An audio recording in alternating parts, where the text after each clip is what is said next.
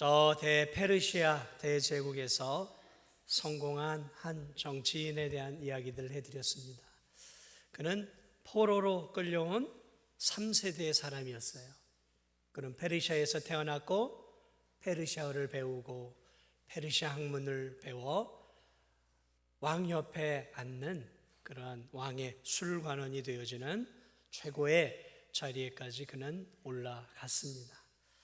그러나 그는 자신의 조국, 자신의 부모의 고향이었던 예루살렘에 대한 관심을 늘 갖고 있었어요.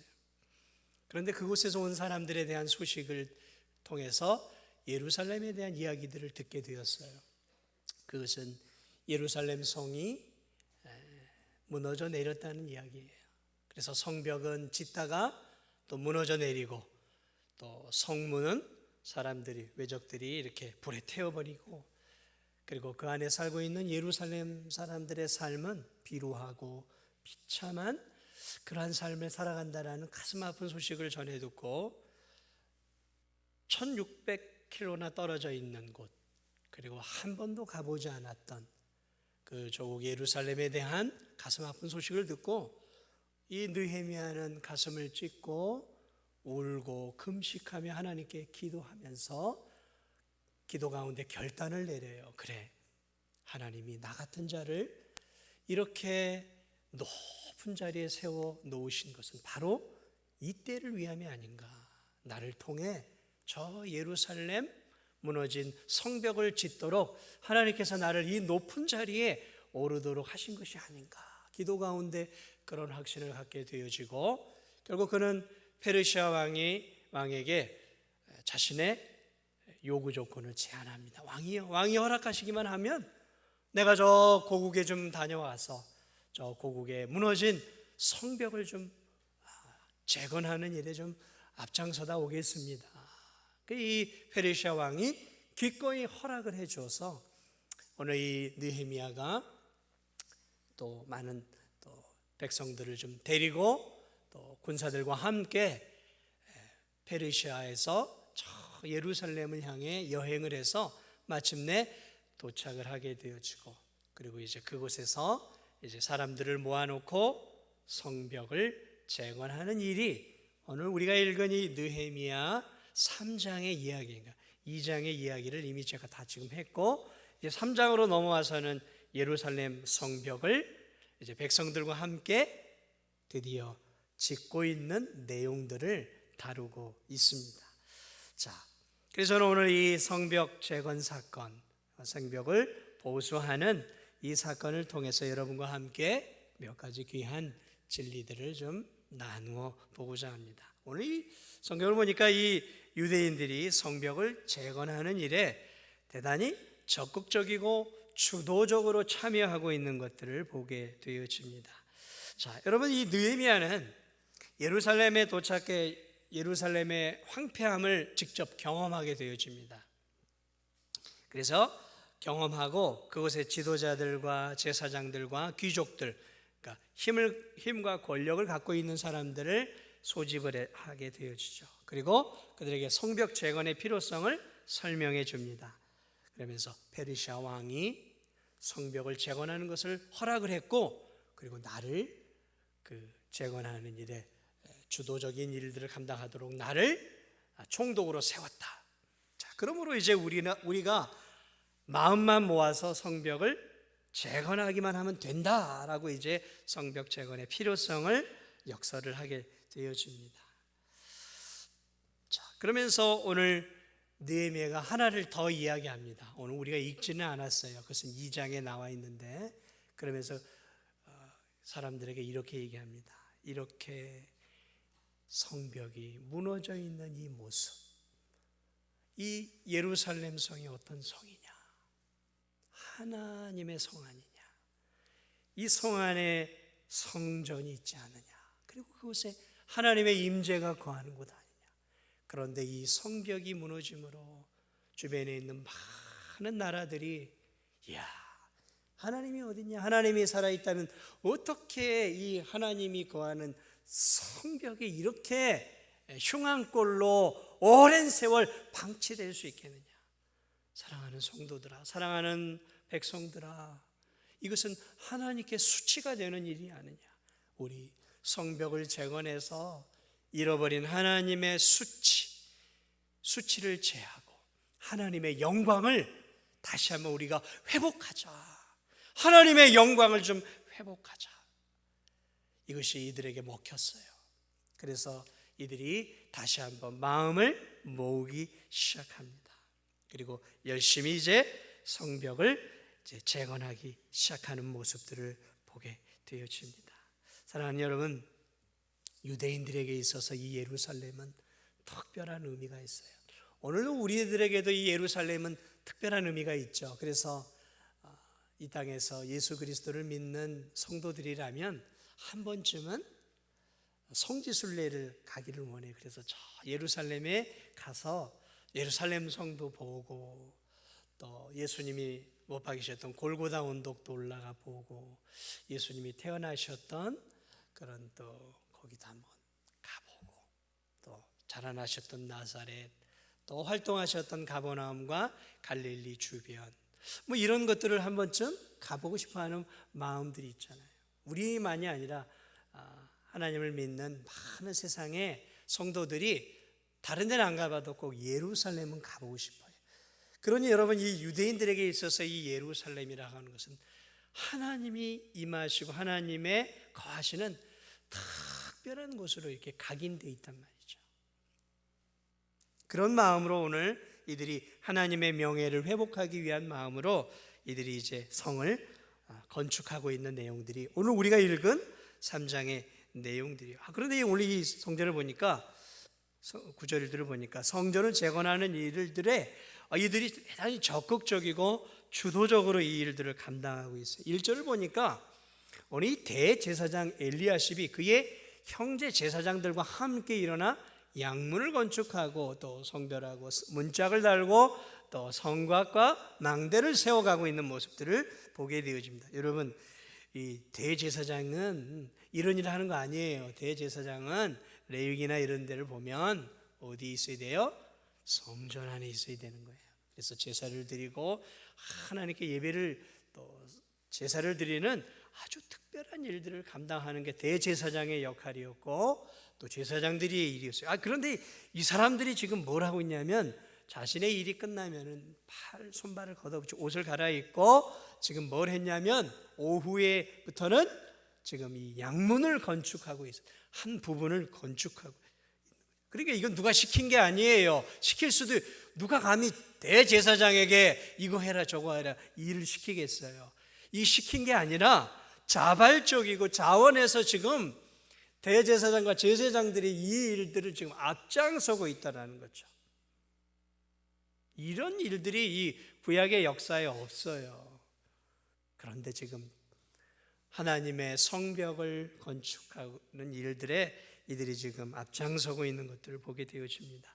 그런데 그들만이 아니에요. 보니까 오늘 예루살렘의 지도자들, 주민들만이 아니라 우리 다른 성읍, 그러니까 예루살렘에서 떨어져 사는 이렇게 여리고, 오늘 여기도 보니까 여리고 사람들도 나오고, 오늘 이 14절 같은 데 보면 베타게렘의 일부를 다스리는 자, 16절을 보면 벳술의 절반을 다스리는 자, 그러니까 뭐라 그럴까요? 군수나 시장쯤 되는 그 사람들이 함께 지금 동참하고 있고, 거기에 있는 귀족들, 또 주민들, 미스바 주민들, 여리고 주민들, 사노아 주민들, 드고와 사람들, 그러니까 예루살렘 성벽을 건축하는 일들에 이 유다 땅에 있는 이스라엘에 살고 있는 사람들이 자발적으로 스스로 와서 지금 이 일들을 감당하고 있는 것들을 보게 되죠.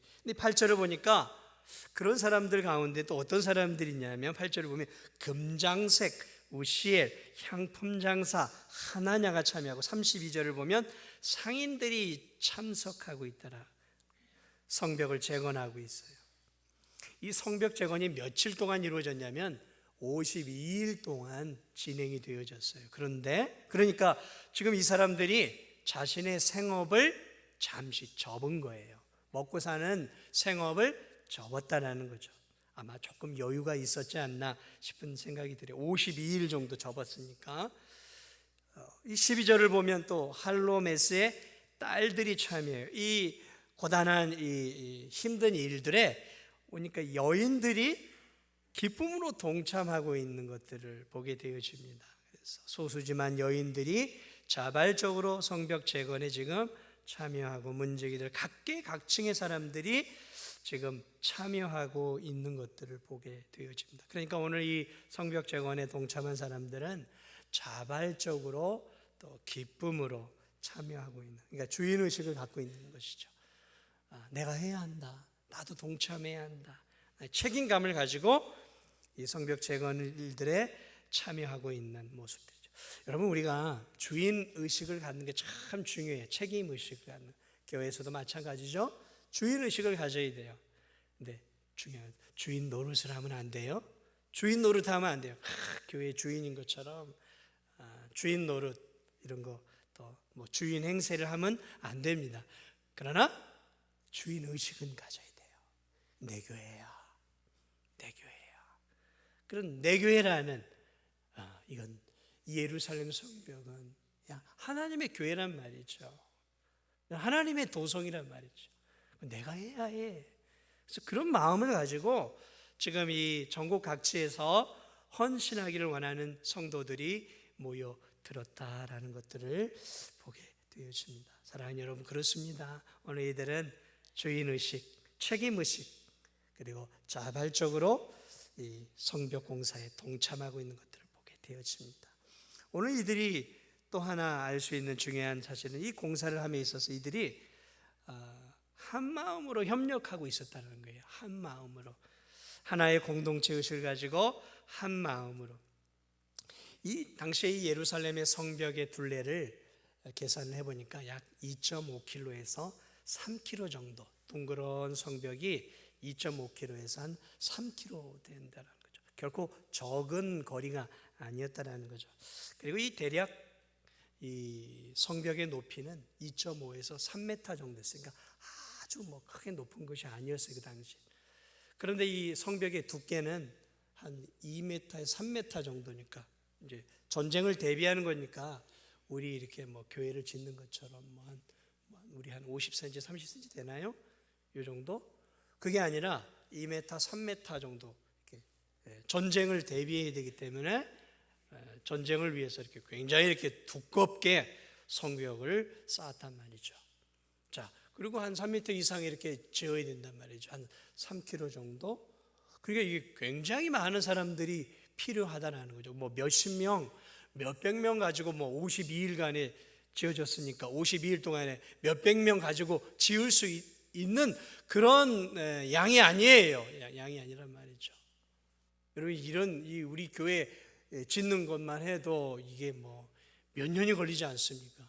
그냥 52일 동안에 이런 성벽 공사가 완성이 되었다는 것은 최소 수천 명이 여기에 이제 막 헌신적으로 동참했다라는 사실을 우리가 알 수 있는 것이죠. 오늘 이 성벽 재건에 참여한 이 대표 인물들을 1절부터 쭉 언급을 하는데, 대략 대표 인물만 75명이 언급되어 있고, 이 직업들을 보니까 한 15종류의 직업군들이 나와요. 그러니까 사회적으로 대단히 다양한 계층의 사람들이 참여하고 있었어요. 그러니까 총독 느헤미야를 비롯해서 지역 안에 어떤 오늘날로 말하면 이제 군수, 시장, 부시장 또는 귀족 이런 사람들을 비롯해서 여인 또는 평범한 사람들 또는 금장색 이렇게 만드는 사람들, 상인들, 전문 직종자들 이런 사람들까지 해서 오늘 이 다양한 사람들이 지금 함께 지금 이렇게 일들을 감당하고 있어요. 지금 이 성벽을 몇 구간으로 나눴나 계산해 보니까 45구간으로 나눈 거예요. 그러니까 똑같이 지은 게 아니라 45구간으로 3km 구간을 느헤미야가 잘라낸 거예요. 그래서 여리고 사람들은 요 구간, 또 제사장들은 요 구간, 또는 예루살렘 요 주민들은 요 구간, 그러면서 45구간으로 이렇게 구획을 정해놓고 이제 나눠준 거예요. 너희들은 요 구간을 쌓아 올라가라. 그러니까 여러분 이렇게 쌓아 올라갈 때 내 옆과 또 다른 옆에 거기도 맞춰 가야 되잖아요. 그러니까 굉장히 이 협력하지 않으면 이런 이 성벽 공사를 제대로 할 수 없는 것이죠. 오늘 이 사람들을 가만히 보니까 이 사람들이 자기 주장을 하거나 왜 우리는 왜 이렇게 성벽 구간이 길어? 왜 우리는 좀 험난한 구간을 주어서 저기는 평지인데 우린 좀 경사가 좁잖아. 우리는 한 500m밖에 100m 정도인데 왜 저기는 70m밖에 안 주는 거야? 뭐 이런 식으로 불평하고 불만한 구절이 없어요. 오늘은 이들은 자기들에게 맡겨진 그 구간들에 대해서 협력하는 마음을 가지고 힘을 다해서 협동했다라는 거죠. 협동했다라는 거죠.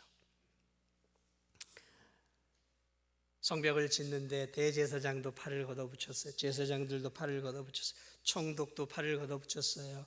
또 뭐 군수나 시장, 부시장들이 팔을 걷어붙였어요. 똑같이 지금 일하고 있는 거예요. 똑같이 일하고 있는 거예요.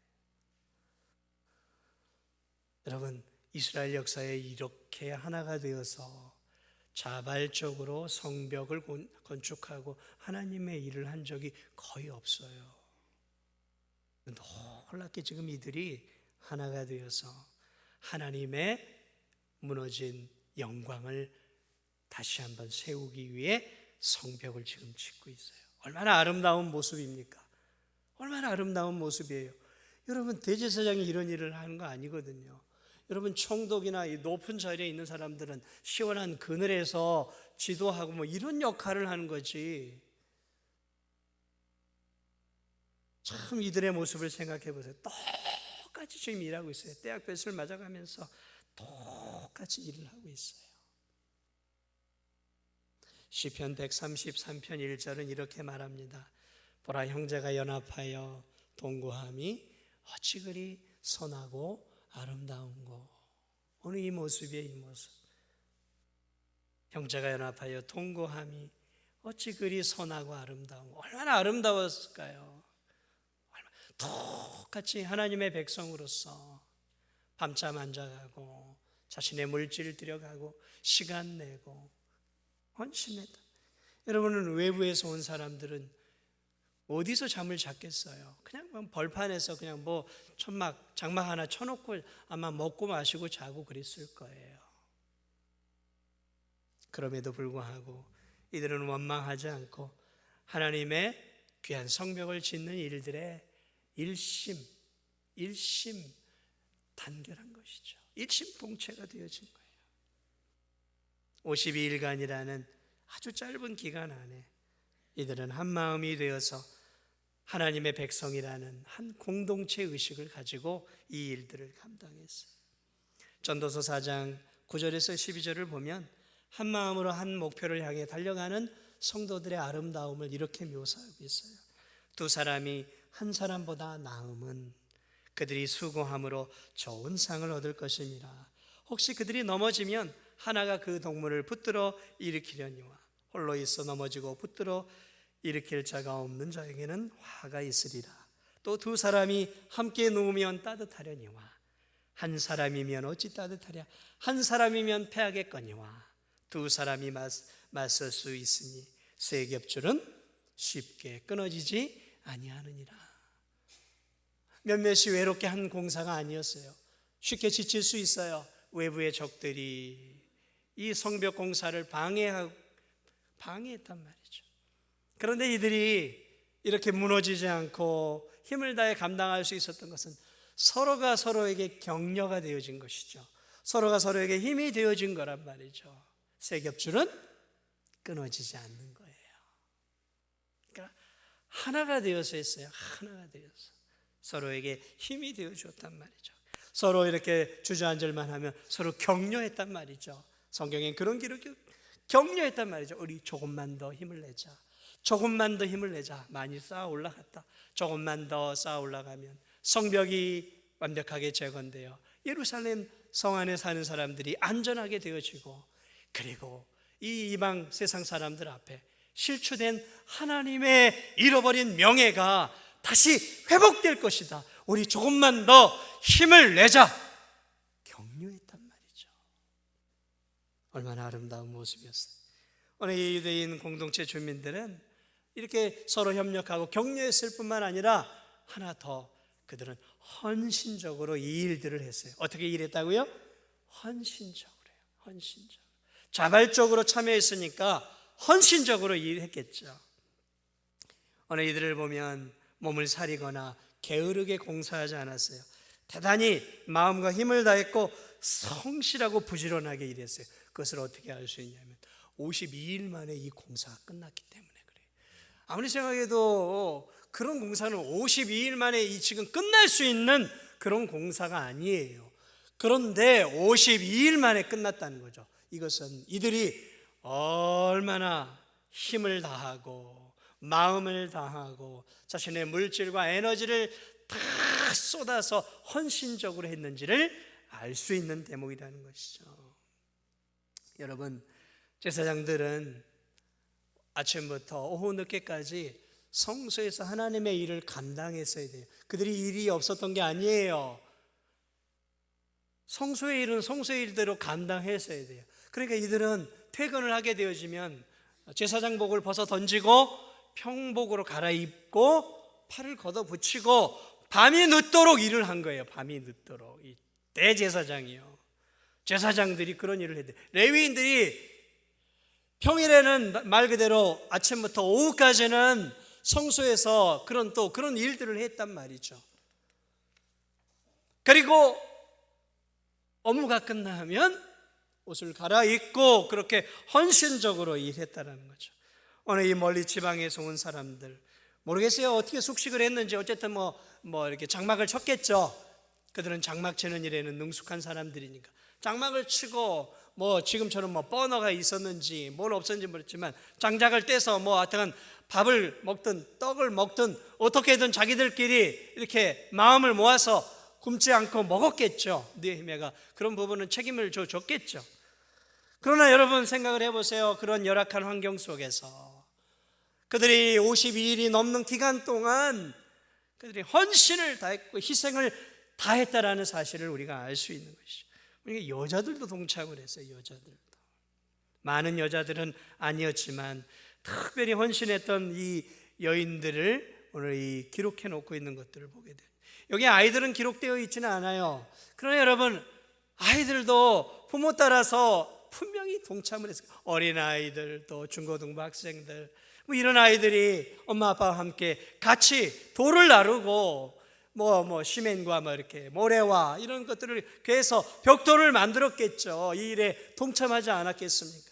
자발적으로. 그러니까 이 공사는 이게 자원하는 아이들, 자원하는 학생들, 자원하는 여인들, 자원하는 모든 이 유대인들이 합심에 대동단결해서 하나님의 일들을 감당했다는 것들을 우리가 알 수 있는 거죠. 근데 놀라운 사실은 오늘 이 한 구획식을 맡겨놨어요. 근데 한 구간이 적지 않은 구간이었단 말이죠. 그런데 부지런하게 일한 사람들 가운데는 한 구간을 마치고 거기서 만족하지 않고 또 다른 구간을 같이 가서 도와줬던 특별한 헌신을 한 사람들의 이름이 나와요. 이 드고아 사람들을 보니까 5절과 27절에 두 번이나 나와요. 5절에서 벌써 공사를 하고 미진한 곳에 찾아가서 5절에도 보면 드고아 사람이 나오고 27절에 보면 또 드고아 사람들이 한 부분을 또 중수하고 있어요. 얼마나 이 자신들을 드렸는지. 드고아 사람들만이 아니에요. 오늘 이 바룩이라고 하는 사람도 또 1절과 20절에서 핫숨도 11절과 23절에 하나냐도 나오고요. 여러 사람들이 그러니까 한 구획으로 만족하지 않아요. 뭐 힘도 있었던 것 같아요. 뭐 재능도 있었지 않았겠습니까? 그러나 헌신하는 마음이 없이 이게 가능할 수 있겠습니까? 자원하는 마음이 없이 가능해요. 다시 말하면 자신의 힘, 자신의 물질적 건강, 또 여러 가지 재능 이런 것들을 고려해서 자신들이 마음껏 노동력과 재능을 아낌없이 성벽을 재건하는 일들에 동원한 것들을 바라보게 되어집니다. 이렇게 성벽 재건은 하나님의 은혜 그리고 지도자 느헤미야의 영적인 리더십 그리고 유다 모든 백성들의 헌신과 순종을 통해 아름답게 재건되어졌던 것을 우리가 볼 수 있는 것이죠. 사랑하는 여러분, 오늘 이 하나님이 사랑하는 이 이스라엘 백성들, 유대인들, 이스라엘 백성들은 오늘 누구를 의미할까요? 오늘 하나님의 사랑을 받는 믿음의 백성들인 우리들을 의미하는 거예요. 우리들이죠. 교회예요, 교회. 교회의 모습이에요. 성도들의 모습이라는 것이죠. 한국교회의 모습이라는 것이죠. 교회를 의미하는 거예요. 오늘 저는 어느 이 한국교회를 바라볼 때 어쩜 이렇게 무너진 이 예루살렘 성벽을 보는 것과 똑같을까? 예루살렘 성벽이 무너져 내리고 성문은 저들에 의해 불에 타서 이렇게 숯더미가 되어버렸어요. 어느 이 한국교회의 모습, 무너진 예루살렘 성벽과 똑같지 않는가? 특별히 이 코로나 이유를 통해서, 코로나를 통해서 정말 이 오늘의 한국교회는 너무 많이 무너져 내렸어요. 무엇이 많이 무너졌을까요? 예배가 많이 무너져 버렸어요. 예배가 많이 무너졌어요. 글쎄요, 오늘 한국교회가 코로나 이전과 이후로 한 50%나 교회 나와서 예배 드릴까요? 저 도심은 더 심하잖아요. 많은 사람들이 교회를 나오지 않아요. 이제 나올 만한데도 인터넷으로 예배를 드려요. 여전히 나올 수 있음에도 핸드폰으로 예배를 드려요. 산으로 들러 나가서 11시가 되면 핸드폰을 켜놓고 예배를 1시간 드리고 남은 시간에는 즐기는 삶을 살아가는 그러한 성도들이 있다는 고백들을 다른 목회자들을 통해 들어봐요. 참 가슴 아픈 현실이죠. 예배가 무너져 내렸어요. 여러분, 방송 예배, 인터넷 예배는 사실은 누구를 위해서 원래 만들어 놨냐면 예배를 드릴 수 없는 환경에 속한 사람들, 저 북한 사람들, 처음에 극동방송이 그런 사람들을 위해 만든 거거든요.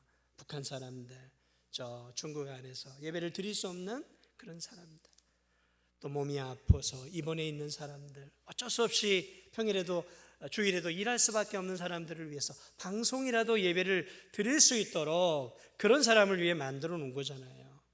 그런데 이제 많은 성도들이 예배의 자리를 기피해요. 우리 주일학교가 많이 무너졌어요. 아시겠지만 우리 성도들 가운데도 아직도 많은 성도들이 여러 가지 이유로 나오지 못하고 있어요. 우리 교회만이 아니에요. 저는 대도심에 있는 큰 교회들은 더 심각해요. 정말 심각해요.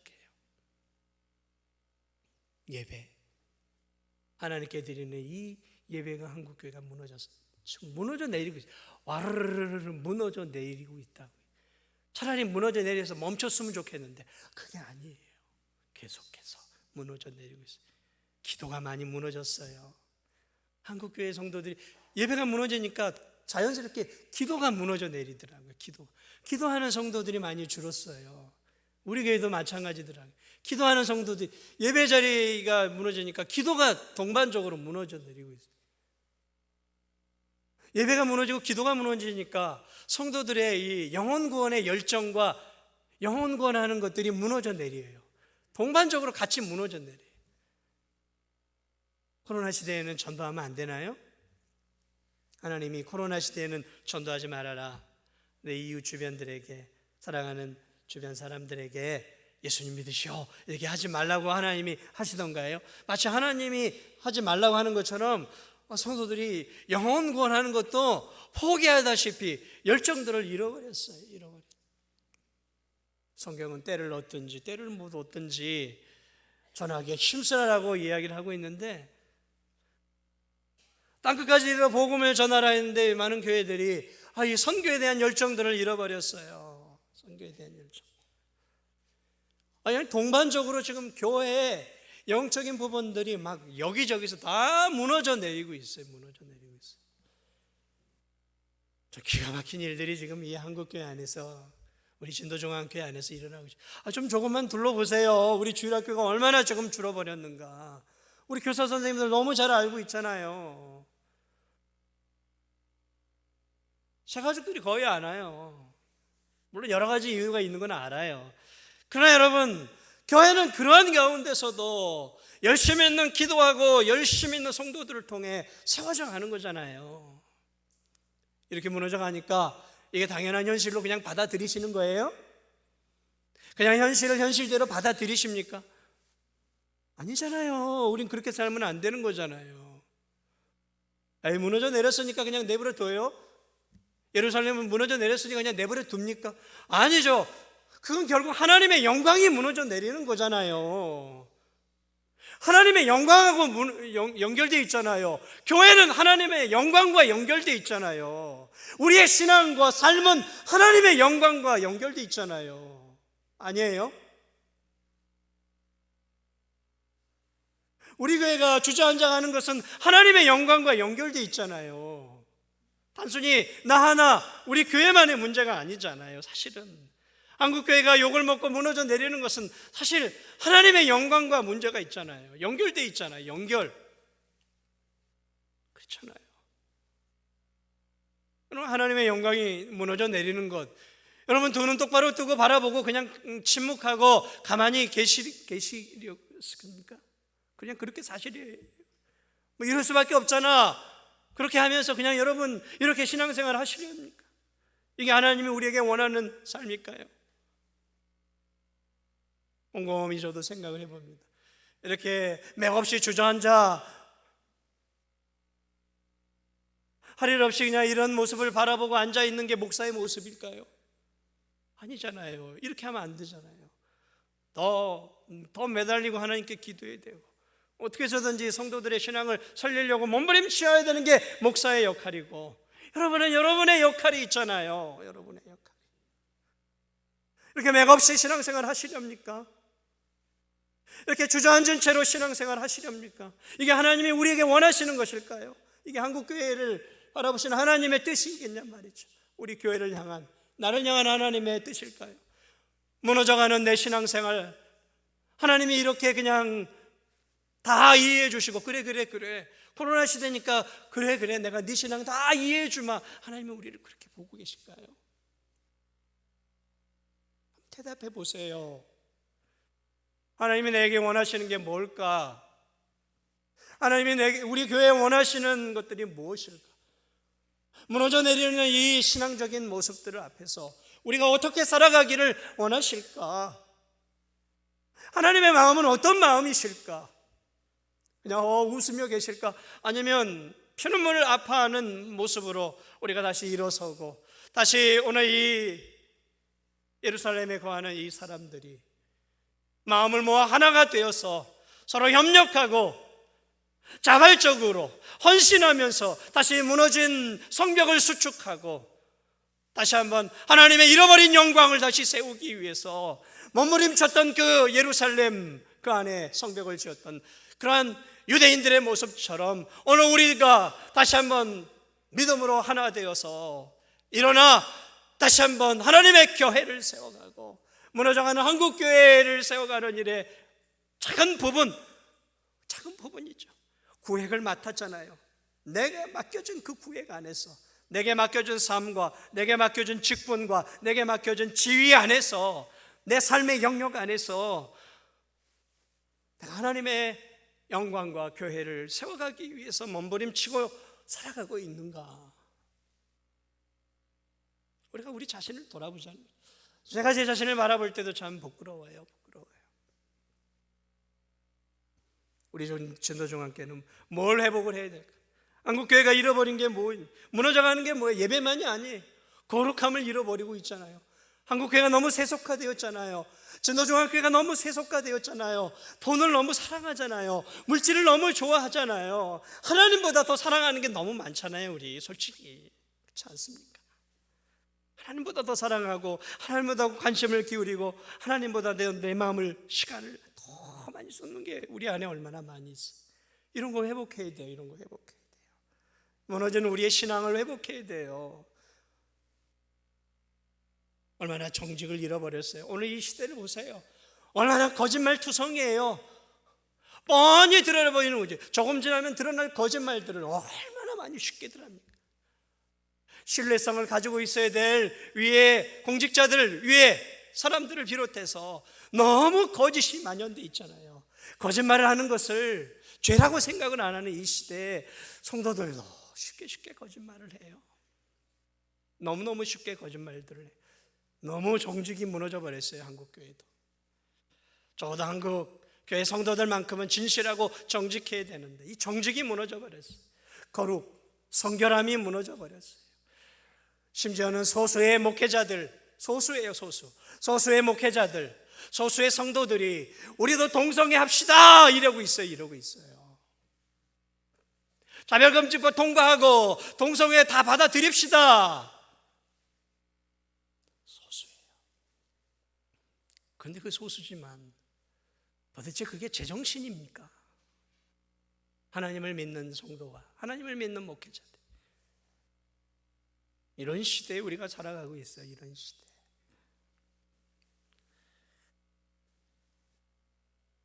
사랑하는 여러분, 우리 교회가 정말 하나가 되어 가고 있습니까?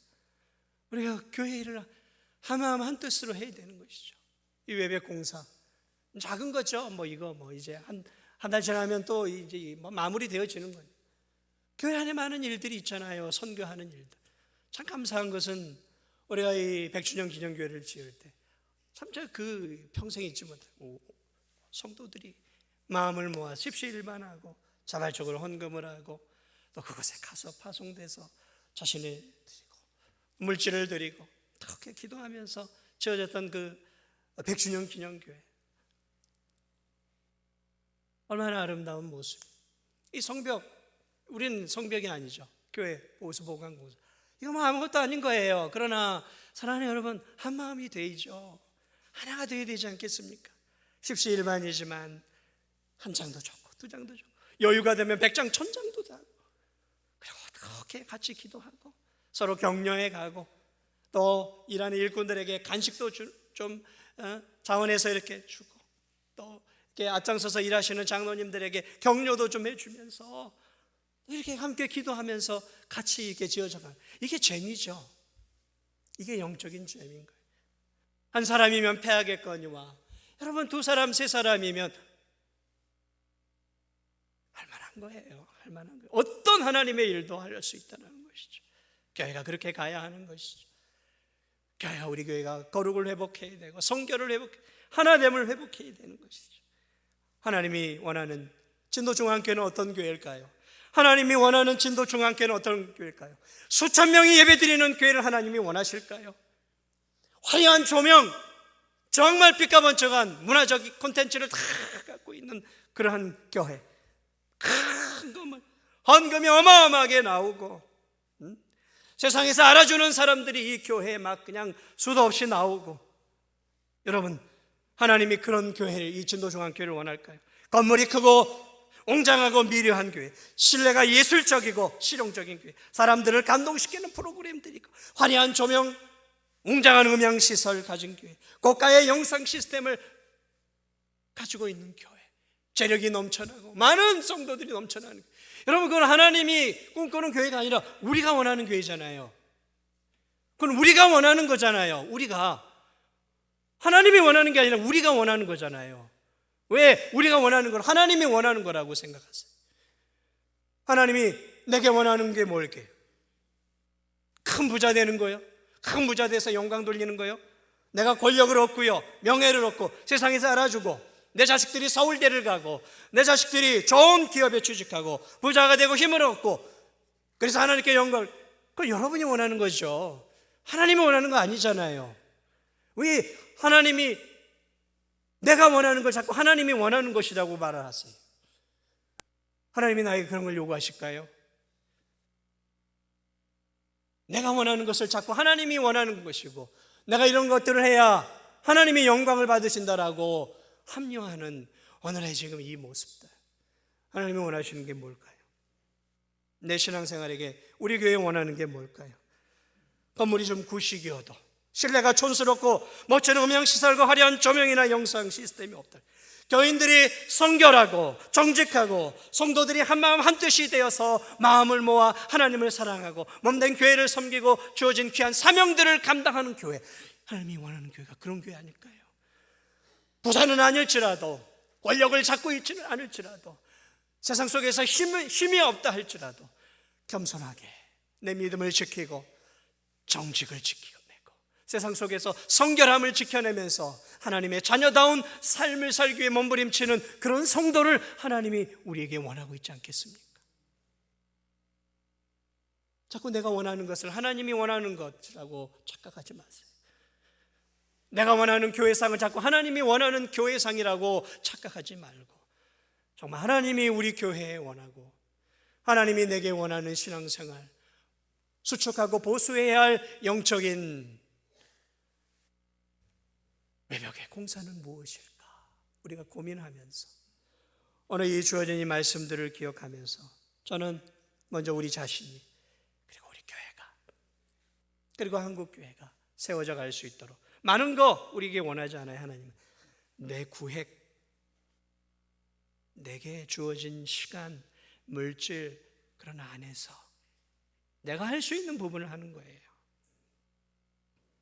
5절을 보면 참여하지 않은 귀족들의 이름을 한번 언급해놔요. 이 사람들은 참여하지 않았어요.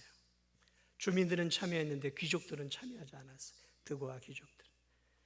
그래도 여러분, 하나님의 나라는 여전히 진행되어져 갑니다. 참여 안 해도 하나님의 교회는 세워져 가요. 참여한다라는 것 얼마나 귀한 일인지 모릅니다. 우리 함께 마음을 모아 내 신앙을 세워가고 우리 교회를 세워가고 부족하지만 또 한국교회를 세워가는 그런 귀한 사명들을 우리가 우리의 삶 속에서 감당할 수 있는, 그래서 하나님 앞에 영광을 올려드릴 수 있는 저와 우리 성도들이 되시기를 주님의 이름으로 축복을 드립니다. 우리 시간 함께 잠시 기도했으면 좋겠어요. 하나님, 오늘